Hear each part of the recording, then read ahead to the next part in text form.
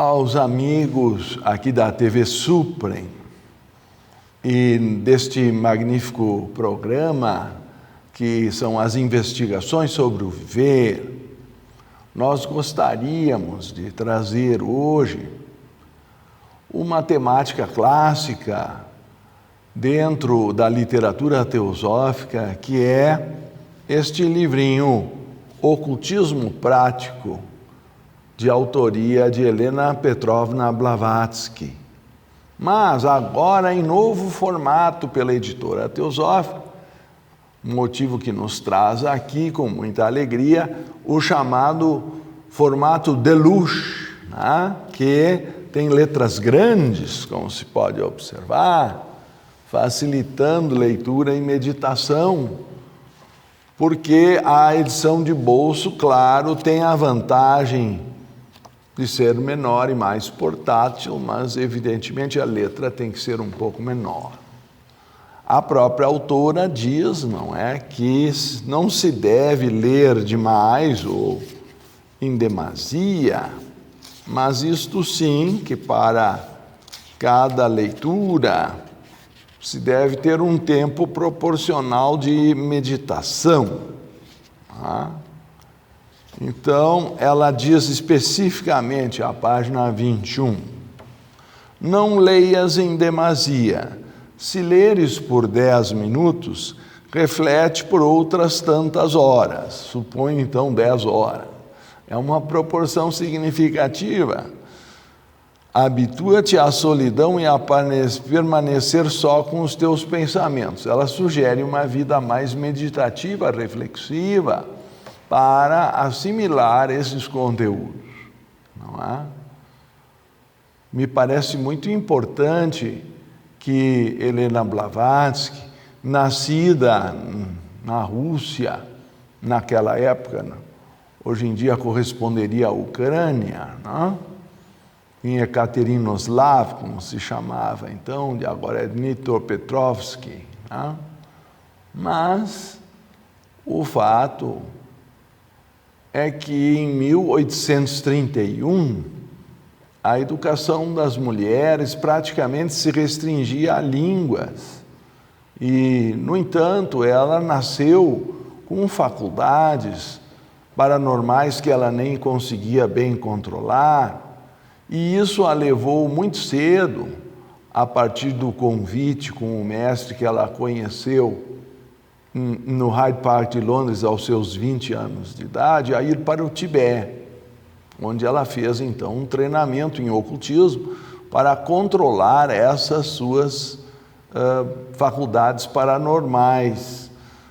É dito em suas biografias que até incendiou-se a roupa do padre no dia do seu batismo, caracterizando que mesmo na infância ela tinha assim já essas faculdades, quase um poltergeist ambulante, mas não tinha controle sobre ela. Então ela passa 2 anos ou mais no Tibete para conseguir adquirir o controle dessas faculdades. E ela escreveu então esse livro, Ocultismo Prático, somente em 1888, também no ano em que ela escreve A Doutrina Secreta, que é a sua obra máxima. Na verdade, o livro é uma coletânea de artigos que ela escreve a partir do mês de abril, maio, numa revista que ela havia proposto para levar à luz. Então, ela provocativamente colocava como o portador da luz, ou Lúcifer. Tá? E a repercussão foi tão grande no mês de abril de 1888 que ela escreveu outro artigo intitulado Ocultismo versus Artes Ocultas, no mês de maio, e mais algumas coletâneas de sugestões para a vida diária geraram então o livro Ocultismo Prático que estamos aqui mencionando. Então isso se refere ao ano mais importante da produção da sua obra. Não é verdade? quando o Brasil estava justamente ainda na situação da promulgação aí e do final da escravatura, que resultou na proclamação da República em 1889. Né? Então, esses motivos todos estão a indicar que, naquela época, esses assuntos, de modo geral, não eram tão conhecidos. Nesse sentido, a sociedade teosófica é, até certo ponto, vanguardista no estudo da paranormalidade do Ocidente, pelo menos proposta no seu terceiro objetivo, investigar as leis não explicadas da natureza e os poderes latentes no homem. O ponto, acho, importante é que ela indica que é necessário, de fato, um treinamento para se poder tratar desse tema de forma prática, com segurança. E ela chega a distinguir a teosofia como um ensinamento teórico preliminar, já no seu artigo que dá o nome ao livro, que se chama Ocultismo Prático. Ela diz que se faz necessário esclarecer de uma vez por todas. Bom, ela começa dizendo: há muitas pessoas que estão à procura de instruções práticas de ocultismo. Faz-se necessário, portanto, esclarecer de uma vez por todas. Letra A. A diferença essencial entre ocultismo teórico e prático e o que é geralmente conhecido por teosofia de um lado e ciência oculta do outro. Então, ela, obviamente, está caracterizando a teosofia como um ocultismo teórico. E, mais tarde, ela sustenta que Raja Yoga é sinônimo de ocultismo prático ou ciência oculta. A letra B, a natureza das dificuldades envolvidas no estudo desta última. Então, acho muito importante que tenhamos a compreensão de que manejar essas forças ocultas exige um treinamento e uma disciplina, e que não é possível levar a vida comum e desenvolver esses poderes com segurança, porque a pessoa poderia ficar, de alguma forma, influenciada, ela passa a ter faculdades que a tornam mais sensível. Por exemplo, Leadbeater e Blavatsky costumavam ficar muito incomodados se um talher caísse no chão. Chegavam a dar discurso por causa da reverberação do som para uma pessoa clareaudiente também, não além do som no plano físico, a repercussão e a reverberação no plano astral se tornam muito intensas e, portanto, desconfortáveis. E por tudo isso, também muitas vezes se recomenda uma vida um pouco mais reservada ou em contato com a natureza, onde esses sons mais estridentes possam ser evitados, pelo menos talvez para o principiante. Não?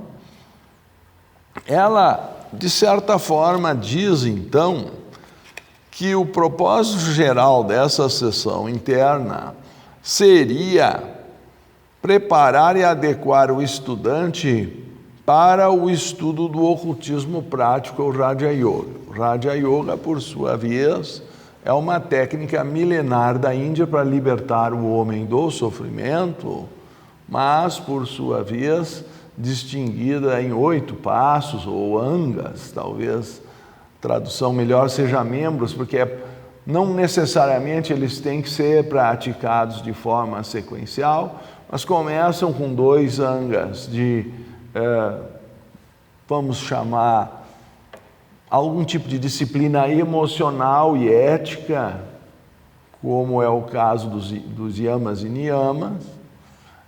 Também prática física pela qual é mais conhecido o yoga no Ocidente, a asana, ou a postura, e pranayama, o controle da respiração, pratyahara, o controle dos sentidos, e, por último, a parte interna da meditação, como geralmente é chamada, a antaranga, o yoga interno, que é concentração, contemplação e êxtase, né? Geralmente tradução comum de dharana, dhyana e samadhi.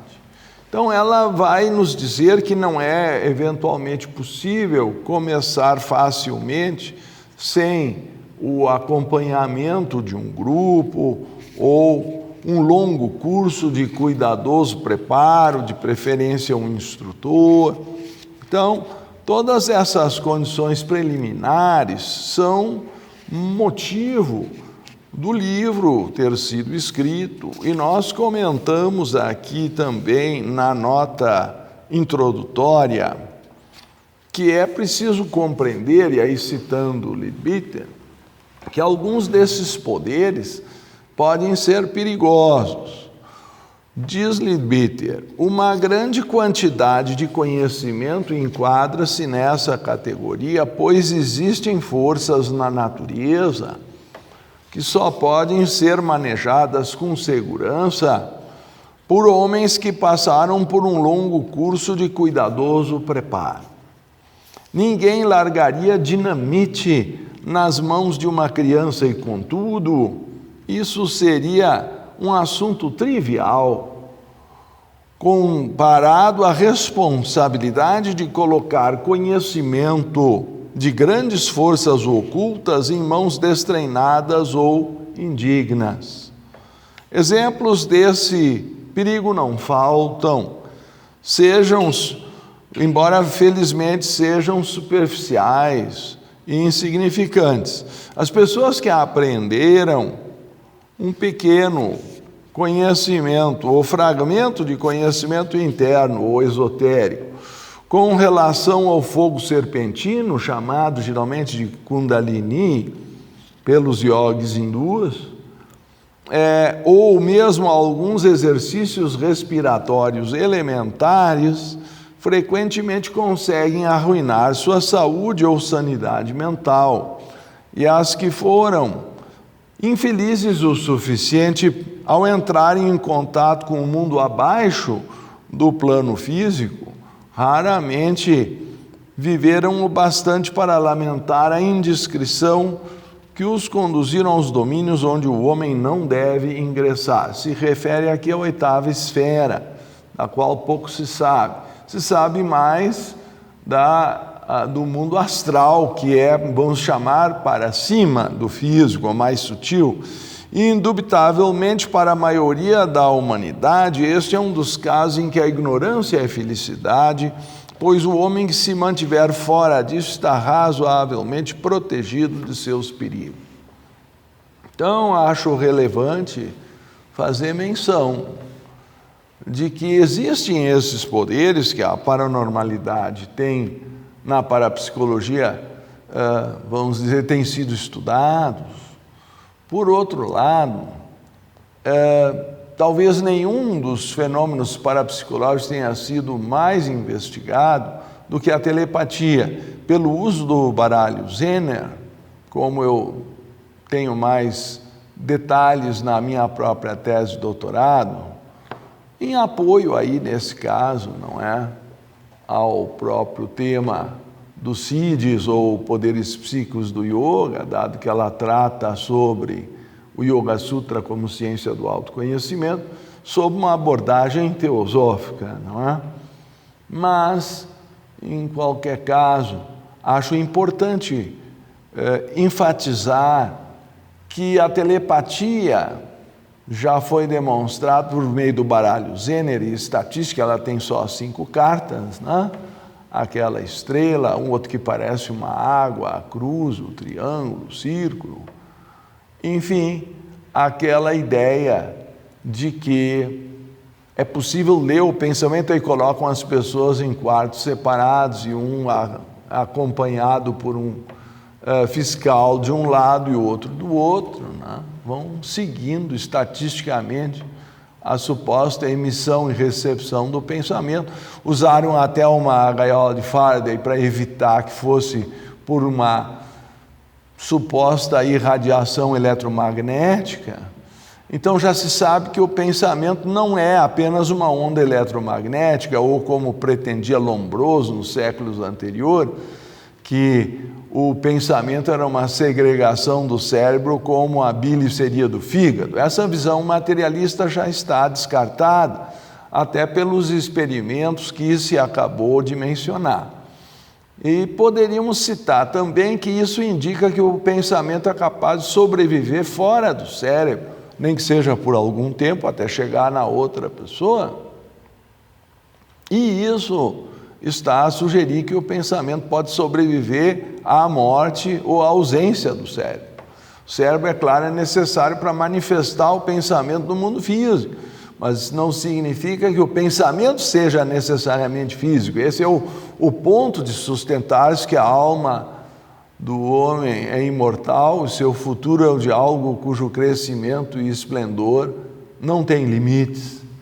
Então essa ideia clássica na literatura teosófica pode ser em parte fundamentada nesses experimentos, e por isso talvez a sociedade teosófica sempre se preocupou, desde as suas origens, com esse aspecto paranormal. Inclusive ela surgiu a partir de pesquisas de Olcott e também de Blavatsky no espiritismo lá nos Estados Unidos, nas proximidades de Nova York, em Vermont, um estado vizinho, mas que de alguma forma atraiu vários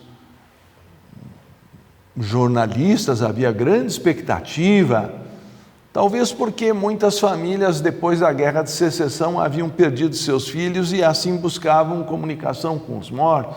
O fato é que houve uma expansão inusitada do espiritismo logo depois da Guerra de Secessão nos Estados Unidos. O resto, é claro, se especula qual seria o motivo. E foi nesse ambiente que Blavatsky corroborou ou mesmo também teceu críticas a alguns fenômenos como mal interpretados. Ela dizia que ela não poderia, numa sessão espírita, controlar todas as entidades que poderiam surgir, e por isso ela não estimulava que as pessoas permanecessem mesmo no auditório, porque ela só poderia, dizia ela, salvar algumas se aparecessem entidades ali malignas ou de natureza inferior, como às vezes algumas que buscam manifestação. E por esse motivo, de um modo geral, o ocultismo prático busca a meditação como uma forma de controle e abertura da percepção para os mundos superiores, mais levando o homem a elevar-se àquele mundo do que invocando entidades que queiram descer para o mundo físico.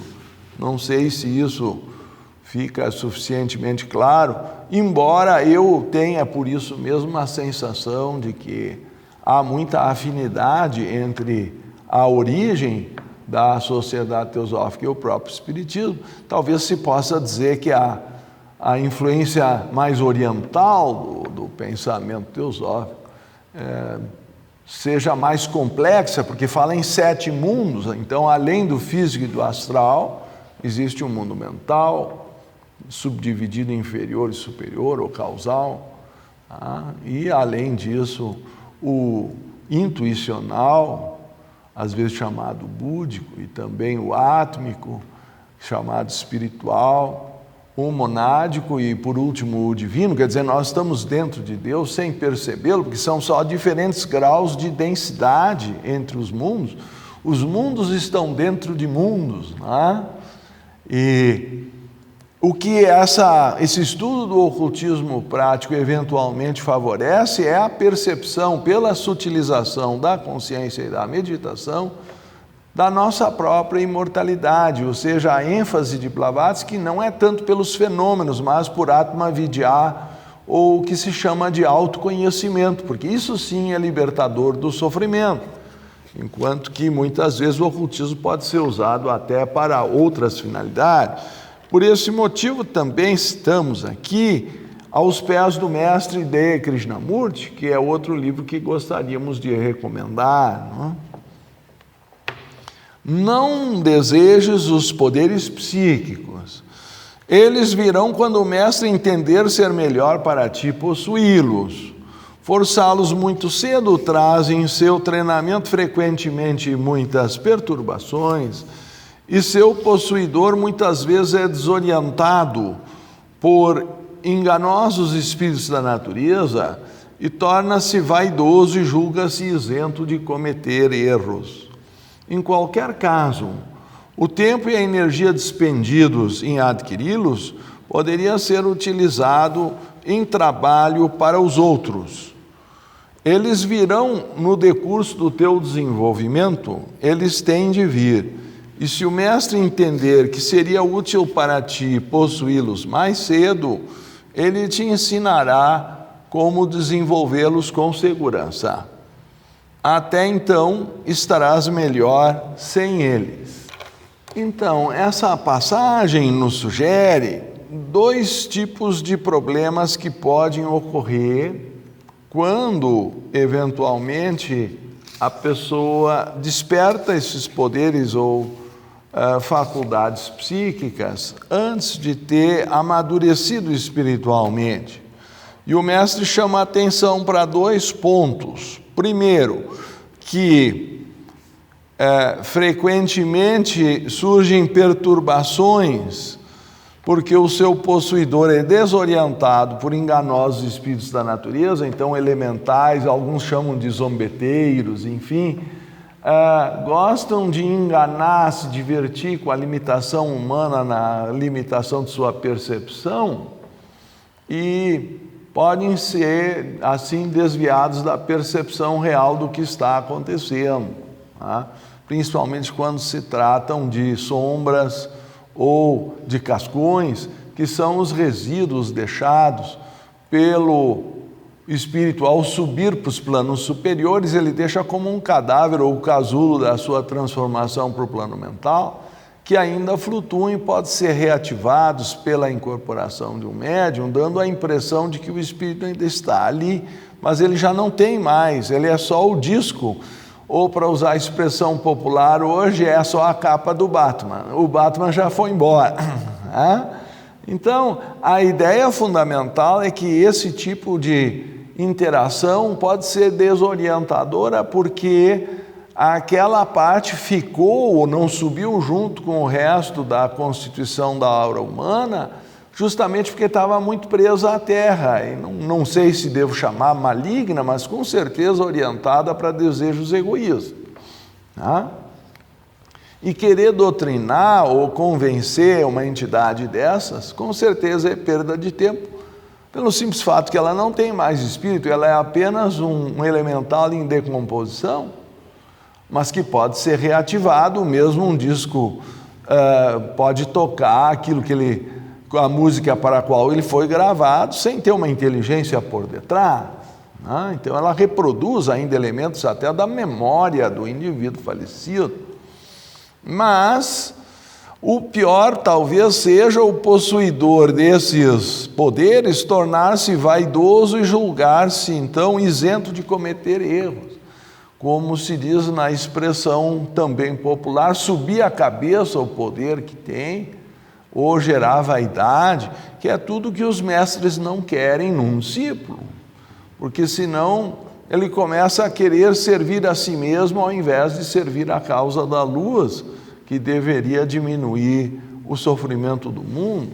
E em torno do egoísmo e da autoimportância costumam surgir outros vícios que, no fim, são as causas de todos os males. Então, do egoísmo surge uma caixa de Pandora de alternativas, aí nós chamamos no cristianismo os 7 pecados capitais, enfim, às vezes enraizados no orgulho, mas segundo a visão oriental, a origem de todos é a ignorância espiritual ou a falta de percepção da sua própria natureza espiritual. Então, Então, por isso o autoconhecimento é que realmente erradica o mal. E nesse ponto concordam Patanjali, Shankara, Buda, Krishna, que a avidya, ou a ignorância sobre a natureza espiritual, é a causa do mal. Parece também convergir com o pensamento de Platão, principalmente no seu diálogo Protágoras, e dependendo da interpretação do próprio Cristo, quando teria dito: conhecereis a verdade vos libertará, em João 8:32. Entendo eu importante citar que é da falta de um conhecimento da verdade, portanto um tipo de ignorância, especificamente espiritual, eu suponho, que é originada essa escravidão à matéria, à ilusão e todas as paixões que daí decorrem e que são causas do conflito, da guerra, do roubo, da mentira, enfim, aí vem uma lista grande de desvios humanos de uma conduta fraternal que surgem pelo desenvolvimento dessas pretensões de superioridade, que nós chamamos em geral de orgulho ou vaidade. E, portanto, como os mestres não querem que a pessoa se torne vaidoso e julgue-se isento de cometer erros, eles também dizem que, em qualquer caso, o tempo e energia despendidos em adquirir os poderes, em adquiri-los, poderiam ser utilizados em trabalho para os outros. Mas para que não pareça uma coisa assim da mera invenção ou demandando apenas crença, eu vou sugerir, por exemplo, uma das profecias feitas por Blavatsky e que, eventualmente, quem quiser conferir poderá fazê-lo. Ela escreveu na Doutrina Secreta, portanto, no mesmo ano do ocultismo prático, que até o ano de 1897 dar-se-á um grande rasgão no véu da natureza e a ciência materialista receberá um golpe mortal. Para nós, na edição da página 325, do volume 2, num artigo seu sobre o átomo, no dia em que a descoberta da matéria radiante do Sr. Crookes conduzir a um estudo mais completo sobre a verdadeira origem da luz, revolucionando todas as teorias atuais. E o ponto fundamental é que, de fato, isso ocorreu no ano de 1897, pois é um fato histórico que J.J. Thomson descobriu o elétron. Portanto, demonstrou assim a divisibilidade do átomo, para a total surpresa do ceticismo científico da época, e a partir dos estudos das descargas de alto vácuo, ou descargas elétricas no tubo de alto vácuo de William Crookes, exatamente nesse ano de 1897. Esse tubo de Crookes é uma espécie de bisavô aí do tubo de televisão, se bem que os jovens hoje já nem sabem o que é televisão em tubo, já estão acostumados com tela plana e tudo eletrônico, mas antigamente se tinha um tubo de vácuo e um canhão eletrônico que era estimulado, não é, a lançar o elétron em diferentes posições para uma tela sensível, e assim começou a televisão. Inclusive, quando havia mau contato ou pifava a TV, ficava parecia um formigueiro na tela, ou afunilava tudo para um ponto central, porque o canhão eletrônico não estava se movendo, né? Então, esse simbolismo foi de fato profetizado por Blavatsky, nesse caso 9 anos antes, porque ela escreveu em 1888 em A Doutrina Secreta, e é claro que isso pode ser conferido, por exemplo, na nossa edição em português ou da editora Pensamento ainda, pode-se encontrar no volume 2º, como disse, as páginas de número 304, 324 e 333, certo? Então, eu acho muito relevante essa citação, porque ela traz um número verificável e uma descoberta para alguém que não fez. Veja que a educação da senhora Blavatsky não teve educação científica, formalmente falando, ela só teve estudo de línguas, a mãe dela era escritora, e isso era praticamente o limite do que se transmitia de uma geração a outra na linhagem feminina de educação naquele século XIX. Então, ela ter indicado não só o descobrimento que ocorreria, como também o experimento no qual, ou pelo qual a descoberta seria feita com 9 anos de antecedência, e veja, 6 anos depois da sua morte é que isso foi se consolidar, mas exatamente no ano em que ela havia, vamos assim dizer, profetizado, é uma evidência do poder que ela tinha de clarividência, ou que seja, de antecipação da visão do futuro. Vou voltar então ao texto propriamente dito, quando ela enfatiza a importância do grupo no treinamento para aquele que está começando. Ela fala também de se resguardar um lugar escolhido para receber instrução, e deve ser um local planejado para não distrair a mente contendo objetos magnéticos com influências elevadoras. Claro que nossa função aqui é apenas estimular o ouvinte, o telespectador, para eventualmente aprofundar o tema no livro, se tiver interesse, né? Não vou poder ler o livro inteiro, mas escolho aqui umas passagens. O local deve ser reservado e não deve ser usado para qualquer outro propósito. E eventuais influências malignas devem ser evitadas, como distúrbios causados por malquerências, discussões, maus sentimentos, já que se diz que essas coisas imprimem-se na luz astral imediatamente na atmosfera do lugar e ficam pairando no ar. É o que mais tarde Leadbeater e Besant descrevem em seu livro Formas Pensamento, né? Essa primeira condição parece ser facilmente preenchida e ainda assim, numa consideração posterior, é uma das mais difíceis de se conseguir.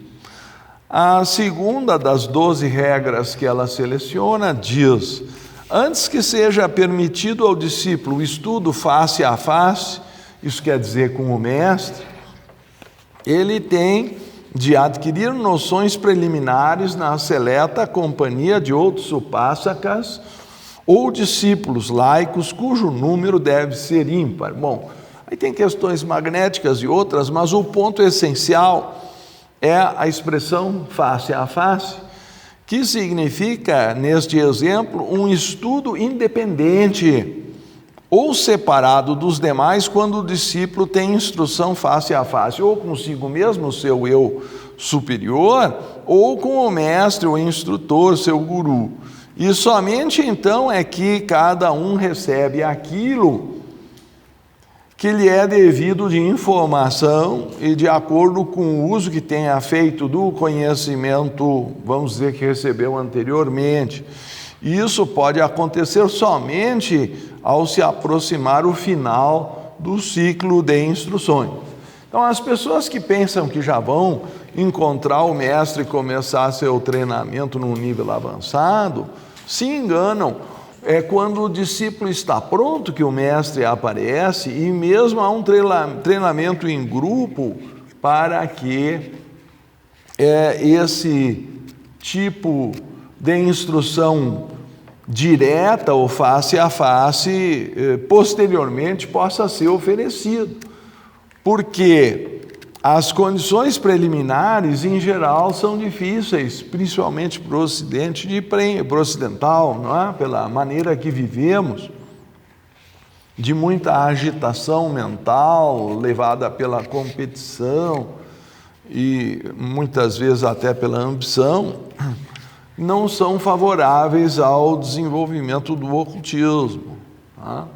Então, acho muito respeitável essa recomendação dela, e ela prossegue ainda sugerindo que, de alguma forma, a relação com o mestre deve vir aos poucos e com o desenvolvimento de uma confiança, como também é sugerido em Aos Pés do Mestre. E eu mencionaria aqui, por exemplo, na parte da confiança, ao parágrafo 48. Deves confiar em teu mestre, deves confiar em ti mesmo. Se já viste o mestre, nele confiarás plenamente através de muitas vidas e mortes. Aí as pessoas pensam que vão encontrar ele tomando cafezinho, ou sabe lá, se vão a um bar para encontrar o mestre. E esses são lugares improváveis, né?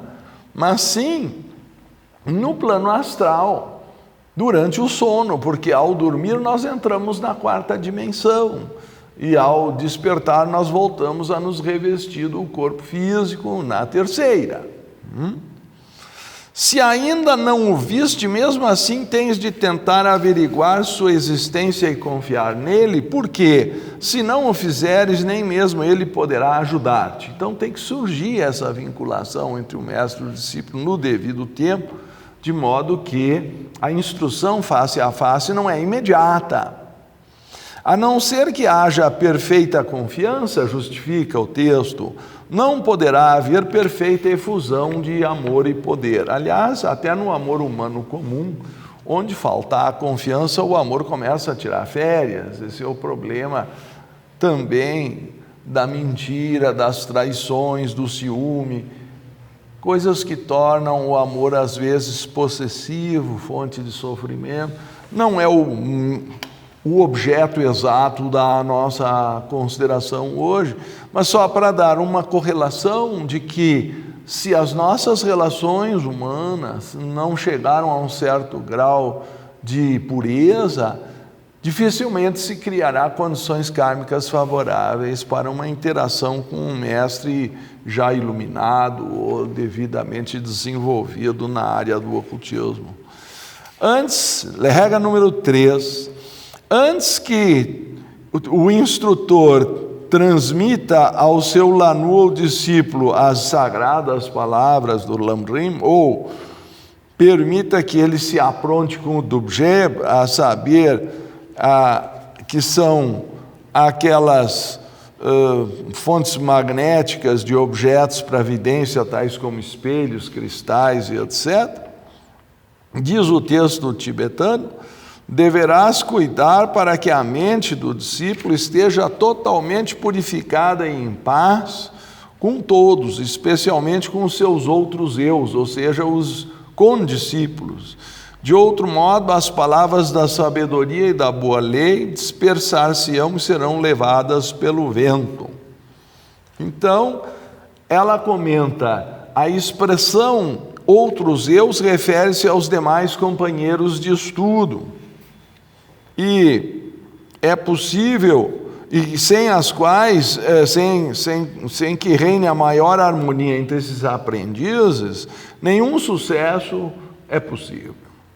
E é o instrutor quem faz a seleção seguindo a natureza magnética e elétrica dos estudantes, etc. Mas, afastando desse modo mais cuidadoso possível os elementos positivos e negativos pudessem talvez perturbar. Mas acrescenta a regra número 4, durante o estudo, os upásakas, ou os discípulos leigos, devem ser unidos como os dedos de uma mão, e tu imprimirás em tuas mentes tudo quanto possa ferir a um, deverá ferir os outros.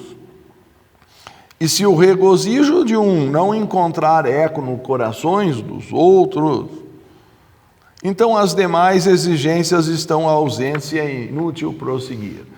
Então, algumas pessoas não compreendem por que o primeiro objetivo da sociedade teosófica é a fraternidade universal, sem distinções de raça, credo, sexo, casta ou cor. Você poderia fazer vários desenvolvimentos, dos sofrimentos desnecessários que o mundo enfrenta por causa de guerras, de violência. Se gasta $1 milhão por minuto em armas no mundo, enquanto 40 mil crianças, segundo a Unesco, morrem de fome diariamente. Não é?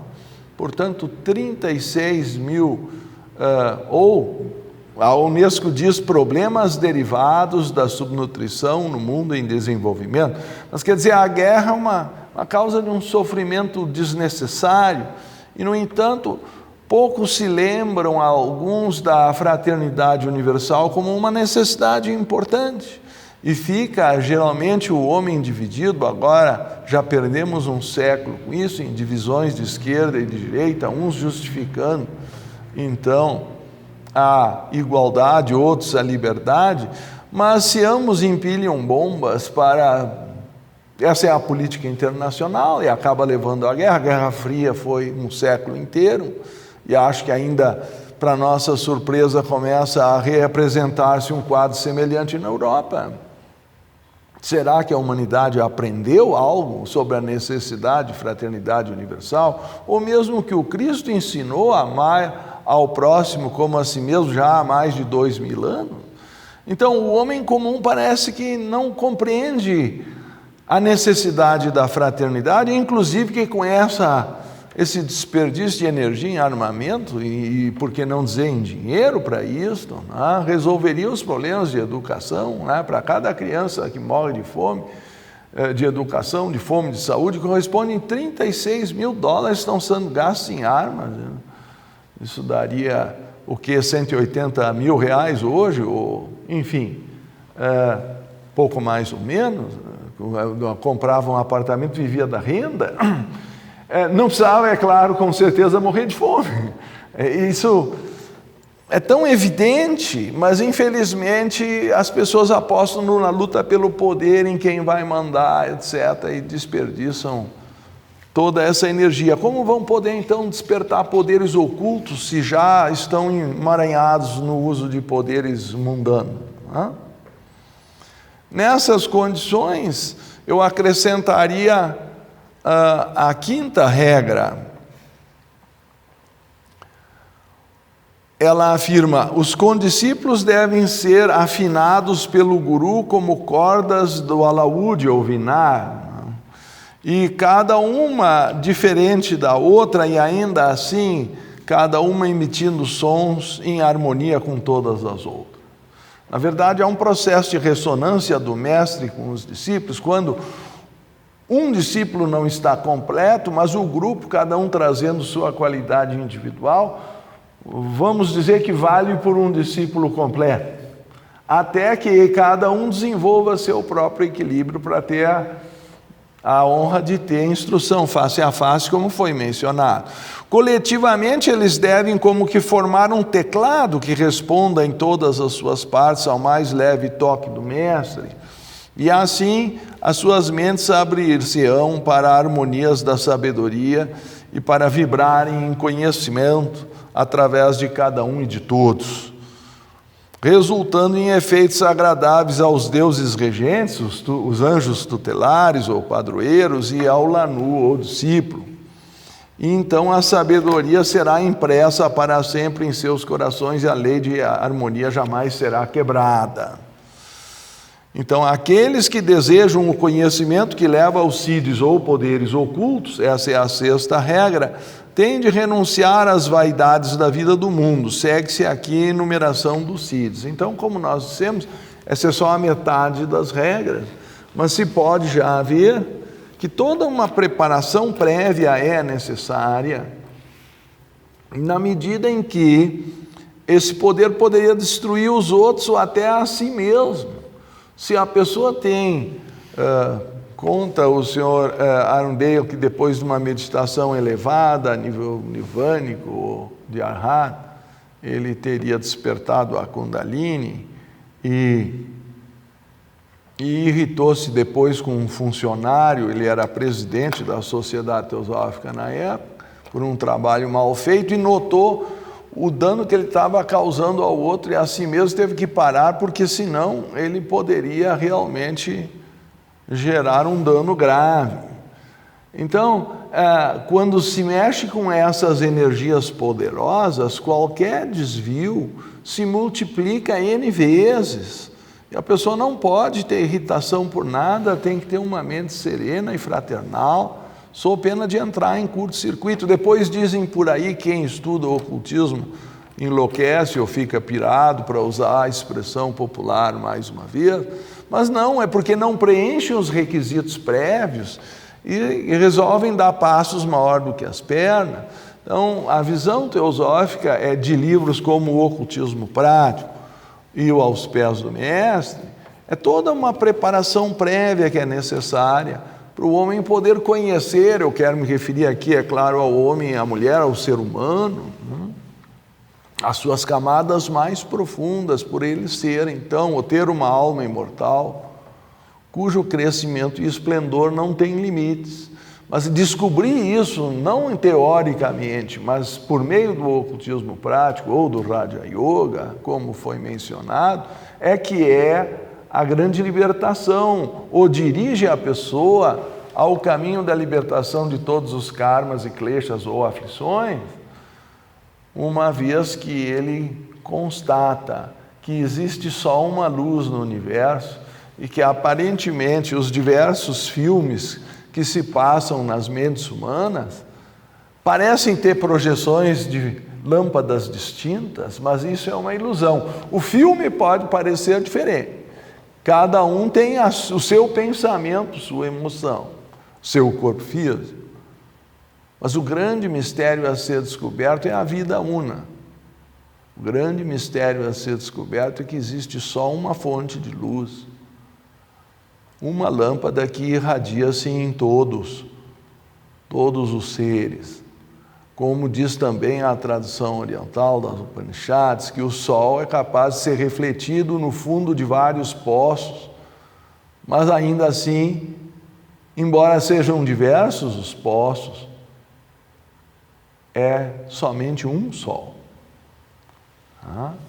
Então, essa descoberta da vida una é que talvez explique como que Jesus, o Cristo, sendo torturado, segundo a Escritura, ainda dizia: perdoai-os porque eles não sabem o que fazem.